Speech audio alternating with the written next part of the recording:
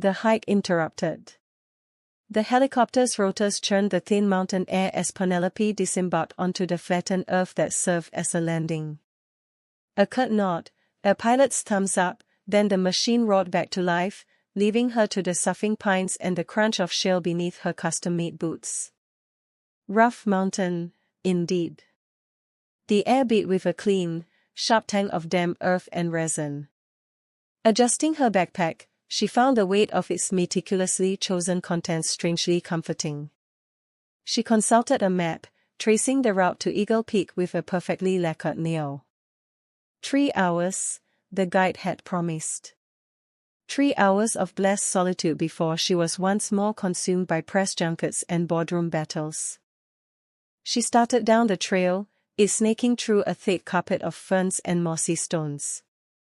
Sunlight filtered through the leaves overhead, painting the forest floor in shifting patterns of light and shadow. A hawk wheeled above, its piercing cry a lonely exclamation in the vast silence. Penelope inhaled deeply, letting the wildness permeate her. Abruptly, a figure emerged from behind a riot of rhododendron bushes. Lanky and weathered, with a beard like tangled twine reaching his sternum, his gaze held an unsettling intensity. He wore patched overalls and cradled a rifle that looked antique and menacing. "Well, now," he croaked, his voice a rusty hinge protesting. "What have we got here?" A city gal straight from the pavement. Penelope went rigid, her fingers instinctively twitching toward the emergency beacon nestled in her pack. "I'm not lost," she replied, her voice betraying none of the icy dread that gripped her. "Just enjoying a walk." A mirthless chuckle rattled in his chest. "A walk, is it? I'm Jebediah. And I'd wager that stroll's about to take a turn." Before she could react, Jebediah moved with surprising agility for his age. His hand clamped on her arm, a vise of bone and muscle, and he hauled her off the trail and into the dense thicket. The map slipped from her grasp, discarded on the path. "Where are you taking me?" Penelope demanded, struggling against his unrelenting grip. Jebediah offered no reply. He simply dragged her further into the woods, the trees looming around them like silent sentinels. The temperature dropped noticeably as they descended into the mountain's shadowed depths. Her expensive boots were ill-suited to the rugged terrain, and she stumbled, her knees stinging from contact with the jagged rocks. This was no longer a hike. It was abduction. Into the mountain's heart. Jebediah's fingers clamped around Penelope's arm, each imprint a painful reminder of her forced journey. The ascent was a brutal test, each upward push fought against shifting gravel and a cruel incline. He offered no assistance, no encouraging word, simply hauled her upward, further into the mountain's granite embrace.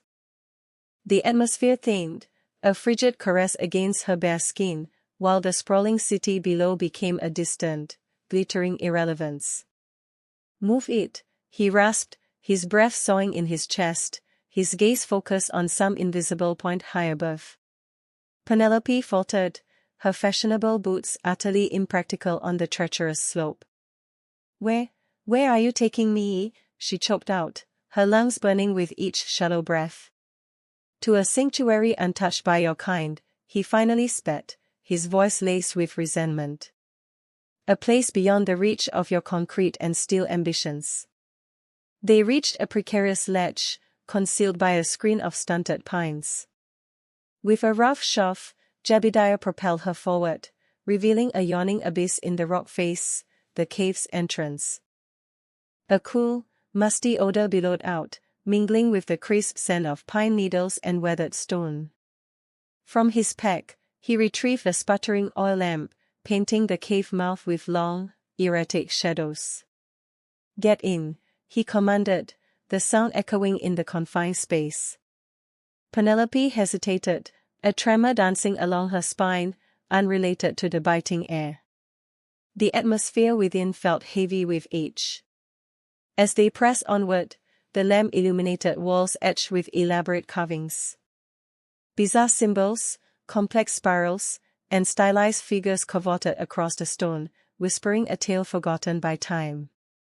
Jebediah stroked a gnarled hand across one of the engravings, his eyes alight with zealous fervor. They wanted to obliterate this, did you know? He revealed, his voice a low growl. Your corporation dismissed it as worthless rock. They were blind to this. They didn't care. He whirled to face Penelope, his gaze piercing. But I do. This mountain, it's more than just granite. It's history incarnate.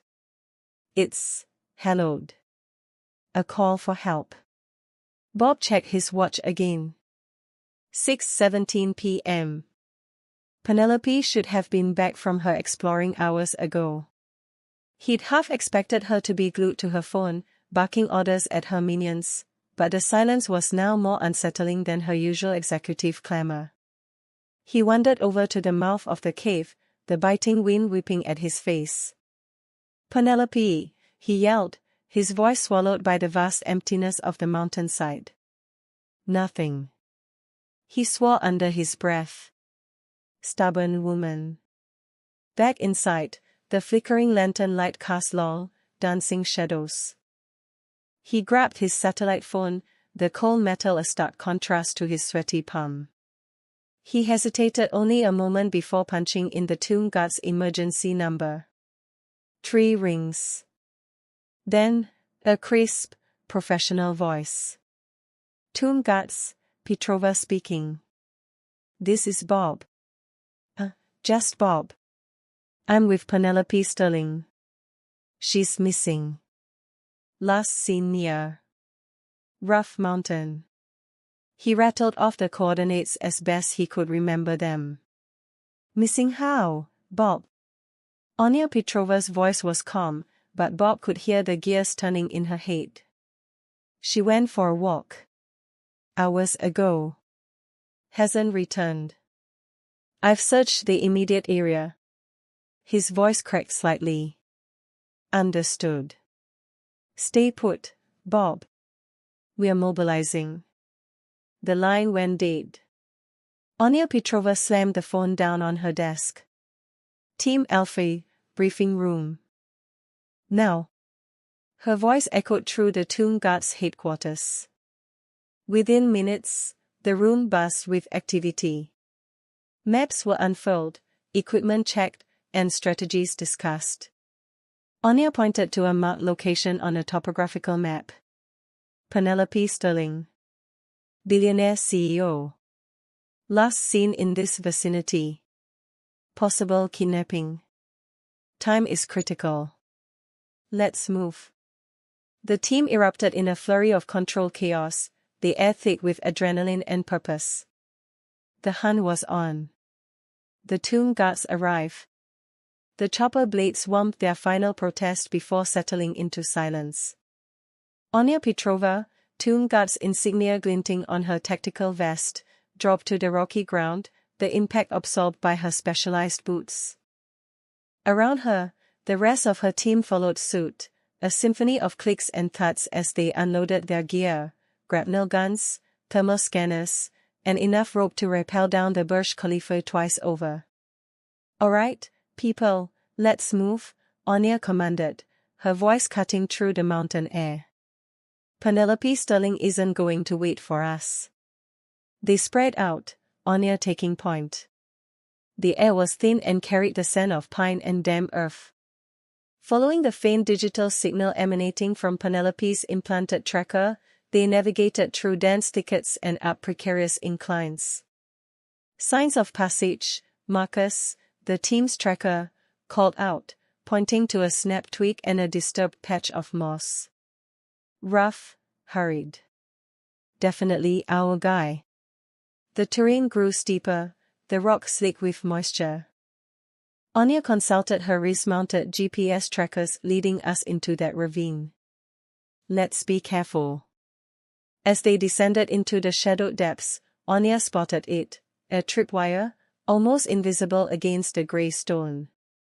Hold up, she yelled, just as Kai, the team's demolitions expert, nearly stepped on it. Jebediah's homebrew security system, I presume? Kai said, examining the wire with a grim smile. He produced a small device, its screen displaying a complex web of circuits. Crude, but effective. Pressure activated, probably a rock slide rig above. Anya nodded. Disarm it, Kai.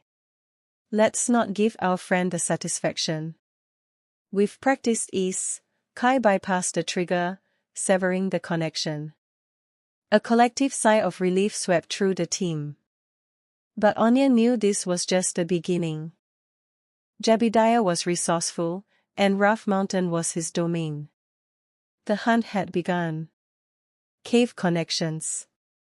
The cave exhaled a damp, earthy breath against Penelope's cheek.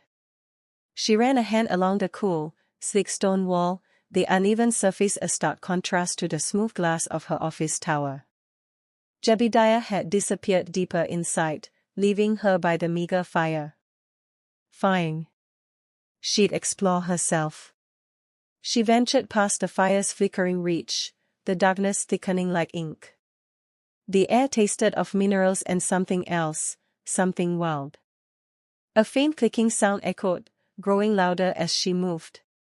She squinted, her eyes slowly adjusting to the gloom, and saw them, hundreds of tiny, leathery wings, a swirling vortex of bats clinging to the cave ceiling. Fear pricked her skin, but curiosity won. She stood still, letting them adjust to her presence. One, bolder than the rest, detached itself from the swarm and swooped low, its wing brushing her hair. It landed on a nearby outcropping, regarding her with bright, beady eyes. "Hello," she whispered, surprised by the tremor in her voice. The bat tilted its head, its ears twitching. She reached into her pocket, remembering the protein bar she'd grabbed from the wreckage. Carefully unwrapping it, she broke off a small piece and held it out. The bat hesitated, then darted forward, snatching the offering with surprising speed. Jebediah reappeared, his face etched with concern. "What are you doing?" "Making friends," Penelope replied, offering him the rest of the bar. "Here. You must be hungry." He eyed it suspiciously, then took it. He ate slowly, deliberately, his gaze fixed on the fire. "Why?" he mumbled. "Why what? Why am I feeding bats? Or why am I offering you food?" She sat down on a rock, keeping a respectful distance. "Maybe because I'm trying to understand why you did this. Why you dragged me here." He didn't answer, just continued to eat, the silence stretching between them, punctuated only by the clicking of the bats and the crackling fire. "This land," he finally said, his voice rough. "It's being stolen. Bit by bit. Everything is being stolen. Traps and tribulations."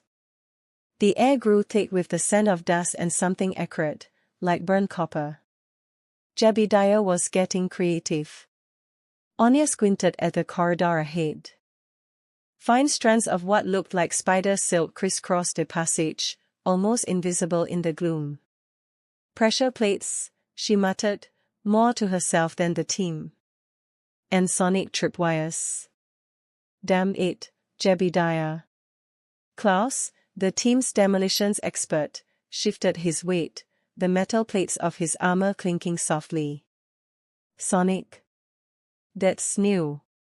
"He's adapting," Anya replied, her voice tight. "Which means we need to as well." She pulled a small, weighted net from her pack. "These wires are tuned to trigger something unpleasant." "Klaus, your ears." "Anything." Klaus closed his eyes, focusing. After a moment, he winced. High-pitched whine. Just below the threshold of hearing. Constant. Annoying as hell, but not dangerous, yet. Anya tossed the net, catching a section of the silk. It shimmered, then vanished in a puff of purple smoke. Acid. Neutralized. Move carefully. The tomb guards advanced, Anya leading the way, her pistol raised. As they stepped further into the corridor, the floor suddenly dropped out from beneath Dimitri, the team's heavy weapons specialist. He yelled, grabbing for the edge, his fingers scrabbling on smooth stone. Anya reacted instantly, diving forward and catching his wrist. Hold on. Dimitri, a man built like a bear, dangled precariously. It's deep, he grunted, his face reddening with exertion. Klaus and Ingrid, the team's medic, rushed forward to assist. Together, they hauled Dimitri back to safety, his breathing ragged. Below, the pit was filled with sharpened sticks, glinting in the dim light. Jebediah's really trying to make things personal, Ingrid said, her voice grim. Anya examined the edge of the pit. Retractable floor. Pressure sensitive, but poorly calibrated. He's getting sloppy. She pointed to a series of faint scratches on the wall. See those? Jebediah forgot to account for the dust. Follow my lead. Step exactly where I step. They continued, Anya's every movement precise, her gaze unwavering. The stakes below were a stark reminder of the cost of failure. Penelope Sterling's life depended on them. The cave entrance blocked. The air grew colder, laced with the metallic tang of iron ore. Anya Petrova adjusted her thermal goggles, the green glow illuminating the rough-hewn passage. Almost there, she muttered, her breath misting in the frigid air. Behind her, the tomb guards moved with practiced silence, their weapons held ready. They'd been tracking Sterling's kidnapper, Jebediah Stone, for 3 days, the trail leading them deeper into the unforgiving heart of Rough Mountain. The tunnel opened abruptly into a cavernous space. Before them loomed the cave entrance, a jagged maw in the rock face, partially obscured by hanging vines thick as pythons. Anya raised a hand, signaling her team to halt. A thin wire, almost invisible against the grey stone, stretched tautly across the entrance. Tripwire, Sergeant Volkov hissed, already moving to disarm it. Too late. A high-pitched whine sliced through the air, followed by a series of grinding clicks. Anya cursed under her breath. Alarm system. Move. The ground vibrated. Dust rained down from the cavern ceiling. A low rumble escalated into a deafening roar as the mountain itself seemed to groan in protest. Anya shoved Volkov aside just as a section of the cave ceiling collapsed, sending tons of rock and debris crashing down, sealing the cave entrance behind a formidable wall of stone. Damn it!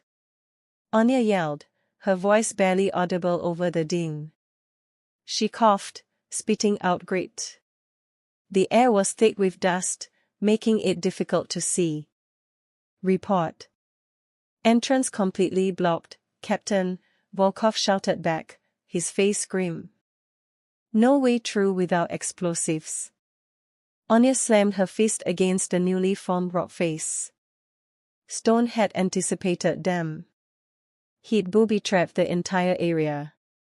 This wasn't just about kidnapping, it was personal. He wanted to keep them out.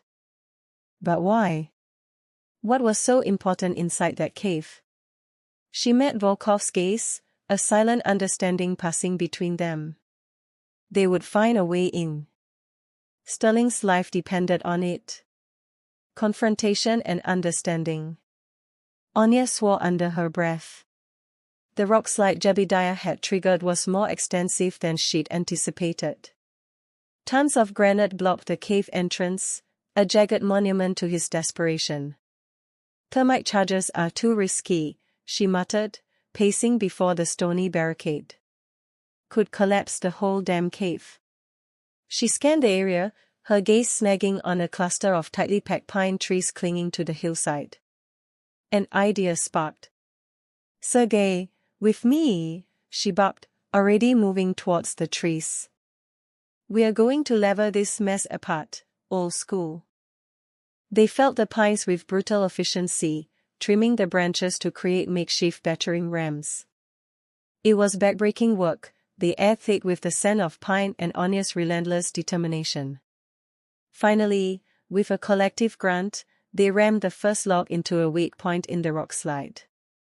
A crack spiderweb across the stone face. Again. And again. Dust billowed, stinging their eyes, but the rocks began to shift. Inside, the cave was damp and cold, the air heavy with the smell of mildew and desperation. Anya's flashlight beam danced across the rough-hewn walls, finally settling on a figure huddled near the back, Jebediah. Penelope Sterling was nowhere in sight. "Jebediah." Anya's voice echoed in the cavern. He looked up, his face gaunt, illuminated by the harsh light. He didn't run. He just looked defeated. "She's gone," he croaked, his voice raspy. "I let her go." Anya narrowed her eyes, disbelief warring with a flicker of hope. "Where, Jebediah? Where did you take her?" He gestured deeper into the cave, towards a narrow fissure barely wide enough for a person to squeeze through. "She convinced me. Said she understood. Said she'd help me save the ranch." He hung his head. She said her company would buy the mineral rights and let me keep the land. All I had to do was scare her a little." Anya felt a surge of fury, quickly tamped down. Sterling, playing chess while Jebediah played checkers. Mineral rights. What mineral rights? "They found something beneath the ranch," he mumbled, shame etched on his face. "Some rare earth element. Worth millions." Sterling knew. She always knew. A new perspective. Freckles of light shimmered in the high-altitude air as they emerged from the cave's mouth. Anya inhaled sharply, the sunlight a stark assault after the cavern's clinging dark. Jebediah, his weathered face a roadmap of hardship, squinted against the glare. Penelope, however, seemed almost rejuvenated, the rough journey having stripped away artifice to expose a core of resilience. "Thank you, Anya," she said, her voice surprisingly firm. "For believing enough to come." Anya offered a brief nod, her gaze unwavering. "We're not out of the woods yet, Miss Sterling. We still need to ensure your safety." "And after that?" Jebediah rasped, his voice like stone grinding on stone. "What becomes of me, Petrova? Another cage?" Penelope touched his arm, a gesture surprisingly tender. He recoiled slightly, though he didn't pull away. "He won't face charges, Anya." He revealed something, a truth I desperately needed to see. "And I intend to help him safeguard this mountain. The right way." Anya's eyebrows arched in question. "Safeguard it how?" "With resources. With clout. With a sustainable plan, not reckless demolition." Penelope held Anya's skeptical gaze. "Trust me on this, Anya. Please. Just give me the chance to prove it." The insistent wop-wop of rotors sliced through the mountain stillness. Anya's features tightened, but she offered a clipped nod. "We'll discuss this later."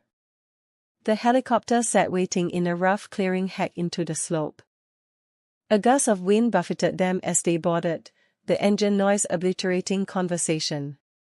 Anya settled beside Penelope, her hand hovering near the Glock at her hip. Across from them, Jebediah stared out the window, his profile a mask of bleak acceptance. As they lifted off, Penelope gazed down at the receding landscape. The mountain, once merely a target for her company's expansion, now held a new light. She saw beyond the potential for profit, perceiving instead the age-old, scarred beauty, the delicate balance of its ecosystem, and the generations who had called it home. Jebediah's impassioned plea echoed in her mind, along with the stories woven into the cave's ancient walls. Shame, a sudden heat, bloomed within her. This was no longer simply a transaction. This was about legacy, about redemption. And Penelope Sterling intended to use every ounce of her power to achieve it.